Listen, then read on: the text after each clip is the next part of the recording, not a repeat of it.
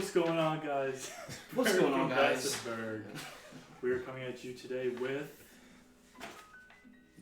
I'm Sam Davies. I'm from New Zealand. I've come over to play rugby for Rugby New York, and it's great being here. I'm Daquan Perry. I'm from Philadelphia. I'm also playing rugby for Rugby New York. This is my roommate. It's great being here. Thank you guys for having us and allowing us to interview you guys. I'll lead off with the question. This one's for both of you. It's your first time stepping onto the field as a pro player. What was that day like? Like, you woke up that morning and knew you were going to step on the field. What were those emotions? And follow up to that, what was it actually like? Like that first play, that first moment on the field? When I actually got my debut from back home, that was my first program. I was actually working as a builder. I was on site that day, and I got the call to go and fly down to Christchurch, which is like a 2-hour flight. And so I got on the flight, flew down to Christchurch. I got on for 10 minutes it's like a professional game down there against Canterbury. And it was crazy feeling. The whole stadium was packed. I ran on and I was just like, shaking sort of. It was just an unbelievable experience, unbelievable feeling. I was like 19 years old playing against all these like stars, Yeah. So yeah, it was crazy. I don't have a Christchurch story, but for New York, when I first got on, it was against Toronto. We were up 2. It was about 10 minutes left when I got on for my first one. They were, in the sense, they had the ball, so they were like marching down. It was kind of crazy to hear their fans like because they wanted them to come back and stuff.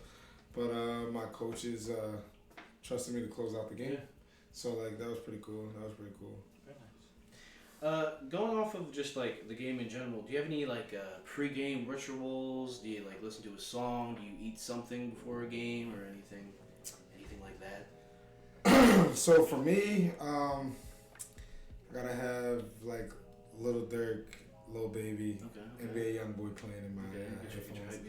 Yeah, it gets me going, gets me in the right mindset to go out there and go out to war. Yeah, the mindset. Go get the mindset right. Go out there, go to war. Always gotta stretch. We usually do that as a team.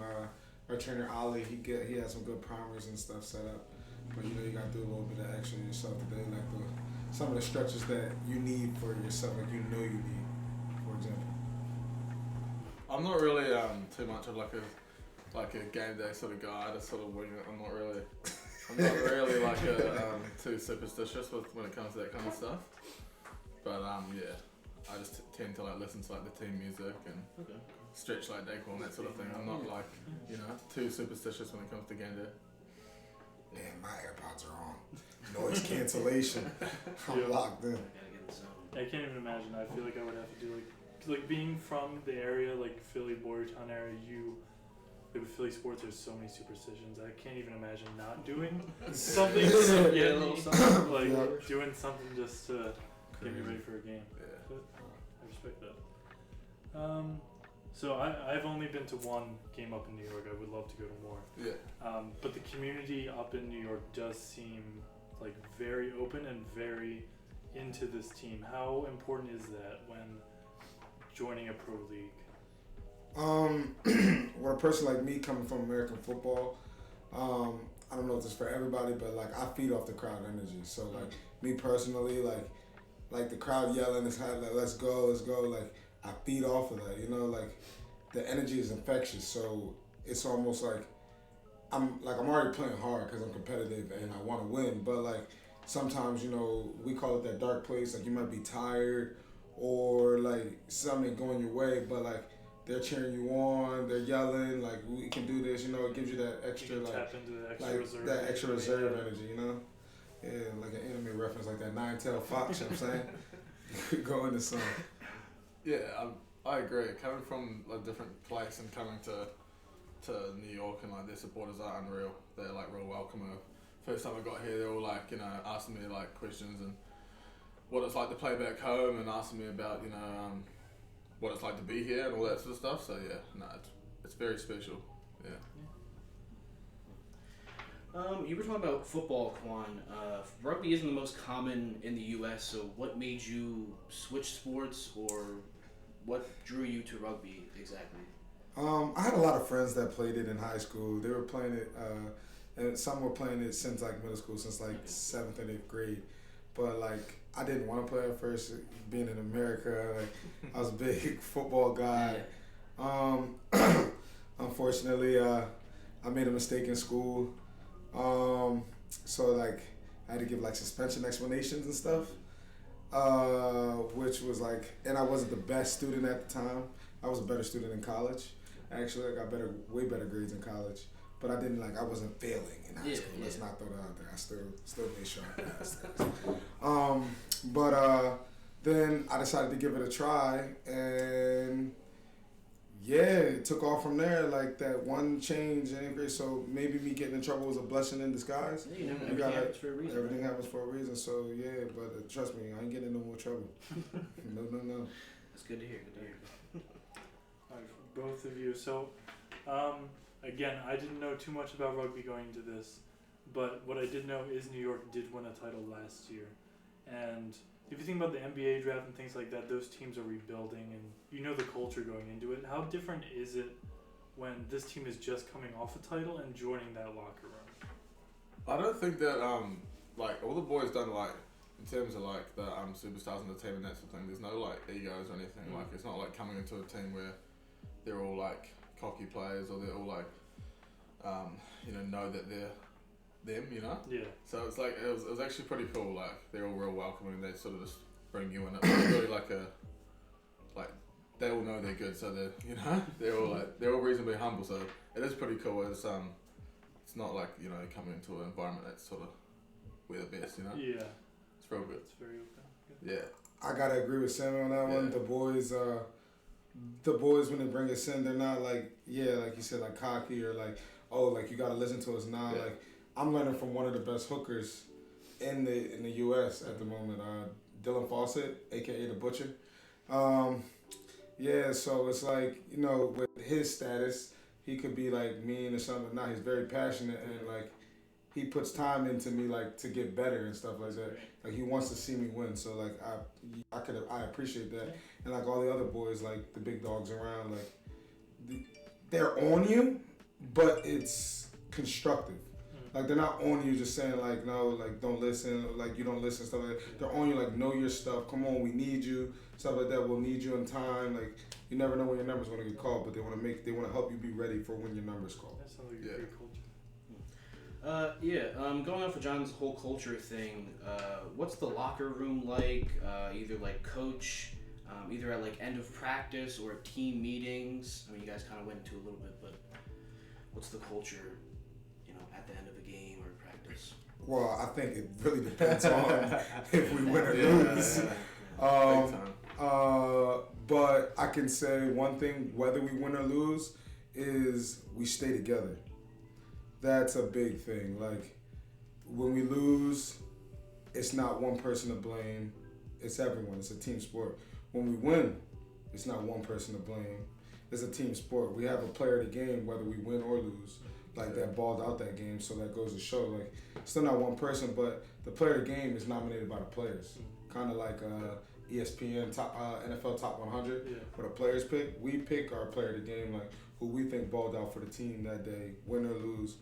But the culture is the culture. Like at the end of the day, you can't celebrate a win too long, and you can't harp on a loss too long. So next job. Finding that balance between the two is probably tough. You want to feel the highs of the wins, and it's hard not to fall into those. Forget about the losses. Yeah. I don't want to remember those. You got an answer? I just run with that too. Daquan covered it all on that one. Been your biggest motivator to get to this point? That's kept you going. That's kept your drive to continue playing the sport you love. For me, I just I've grown up playing rugby, so everyone back home, it's our national sport back home. I've played since I've been 5 years old. I've played 15 years, and it's just like growing up and just playing rugby. That's just sort of what you do back home, and it's just something that's sort of been like embedded in me for my whole life. It's just something that I want to do. It's the sport that I love. It's what I love to do. It's what I have the most fun doing. So for me, it's that's my drive. It's it's just what I do really. Yeah, it's in your blood. Yeah, it's in my blood. It's what you want to do. Yeah. I was Born born to play, I guess. Yeah. For me, it was kind of late. I had to, like, because my first love was football. But when I started playing this game, I played it for fun. Like, in my opinion, I think it's more fun than football because you kind of do everything. It's not saying, like, football, I was still, like play football for fun and stuff like that. It's still fun to me. But, like, with football, you usually have your position. Yeah. So you have what you're supposed to do in a position. You have positions in rugby too, but like everyone passes the ball. Yeah, it's kind of flowing all day. Everyone's communicating. You tackle, you both tackle. So like in that aspect, it's like with basketball, like that 5-on-5, like the trash talk and everything. Like you're right there 24/7. Now, so there's definitely trash talk in football, but it's not the same. You know what I'm saying? It's not like a cornerback can't go on offense and be like, all right, now I'm about to run this route on you. You know what I'm saying? Where in ball, it's like, okay, you just scored on me, I can go score back. It's the kind of like that same thing. I see that. But it's like the brutalness of football with the. So I had to I found love in that game also because it took me opportunities that I didn't get to get with football. So once it's a very easy game to fall in love with once you give it a chance. So I appreciate the sport of rugby. So, Quan, you were saying you started with football. I just wanted to know both of your guys' journey to rugby, like to the professional league now. Me first or you? Okay. Well, I pretty much already just started my professional career. Like I said, I'm 20, and I only played my first professional game last year for North Harbour team back home. So I've just been playing. I played all my age group rugby, like for my province, like coming out under 12, 14, 16s, all that.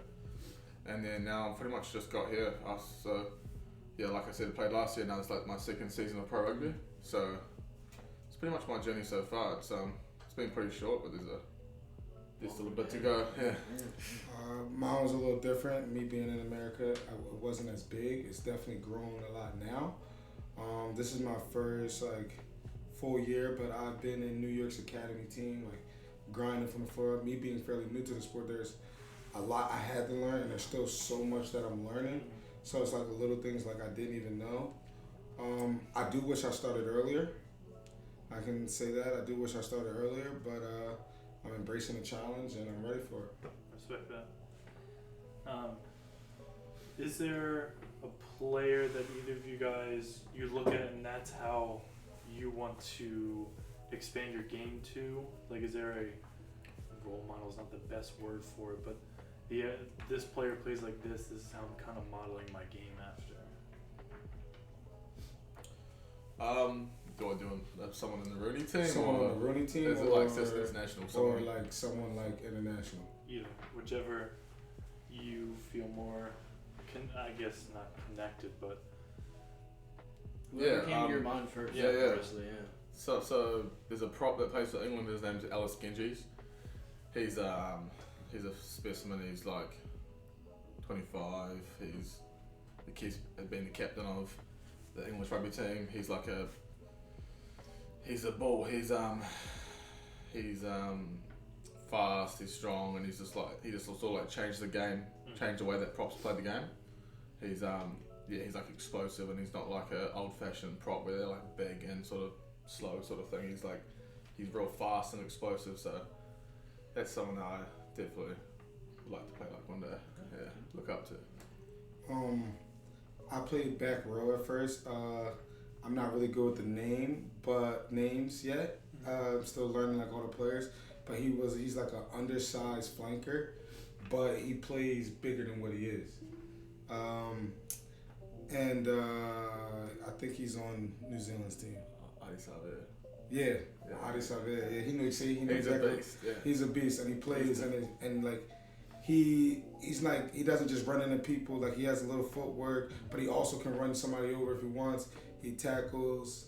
Yeah. He does a little bit of everything, and I always got respect for the undersized people that play out because we already have an asterisk next to our name because of that.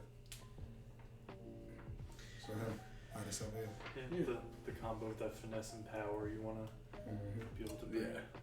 All right, so going off of that, when you guys are done your career, how would you like people to look at your game, play style, or personality? For me, I'd like someone to remember me playing as a, talk about me as a set piece first, so how I scrum, like a powerful, good scrummager, and obviously I pride myself on like my skills as well, so like my passing. So I'd like someone to remember me as a good scrummager and someone who has a prop who has really good skills. Yeah. Well, I just moved to the front row. It's a whole different world. But he helps me a lot. Him being my prop. I want somebody to just be like, I want to get people out their chairs, like, hype. Like, I want them to say, like, Quan's exciting to watch.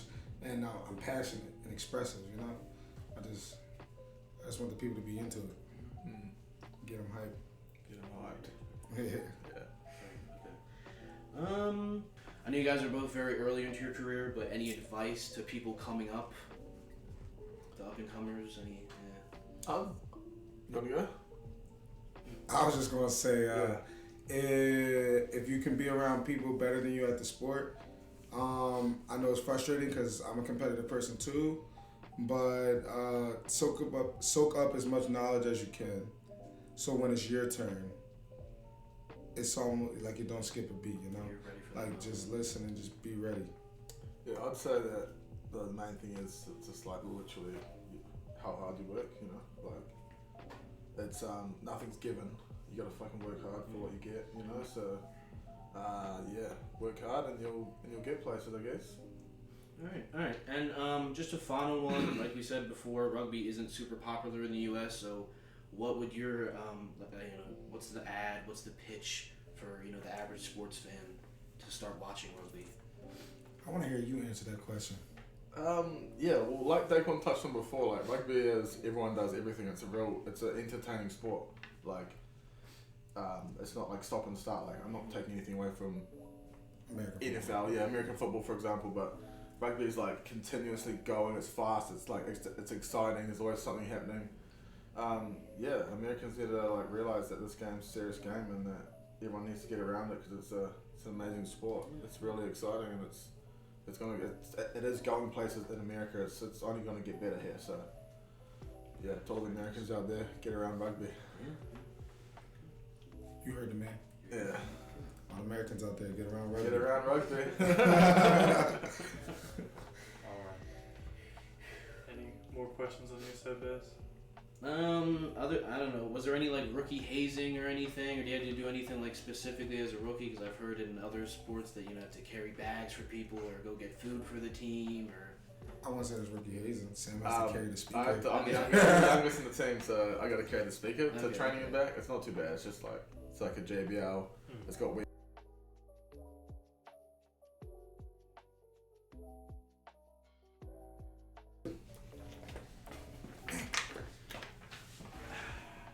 But as I was saying, with the culture, we all carry bags. Like even our captain will grab a bag and carry it. So it's like not really no hazing on our team. We're just like together. Except we're all a team. The youngest guy just carries the speaker. I carry the speaker. That's just what you get for being the youngest in the team, I guess. Yeah. Definitely heard worse. Yeah. Oh yeah. There's definitely. I think other teams probably have much harsher, penalties than that if you're the youngest in the team. So. I think I'm pretty grateful for the speaker. Yeah. All right. So I just want to thank you guys for this is our first interview. So I appreciate it. Thank you for being the first one. That's crazy. Do you have anything you want to plug? Any closing statements you have for the 25 people that will watch this video? Well, we usually get event like 100 views towards the. Hey, I'm glad I could help. I'm glad you wanted to interview me. I appreciate you guys, and thank you. Just tune in to the Bass and the Berg, man. Yes, tune in. Yes, sir. Yeah, like I said, to all the Americans out there, get around rugby. It's an amazing sport. Thank you guys for having us on today. Thank you. Thank you for being here. It's been great. Yeah. Cheers. All right. Bye. Thanks, guys. Peace. You're a natural, Sammy. You're a natural. That was nice to do this stuff. You're a natural.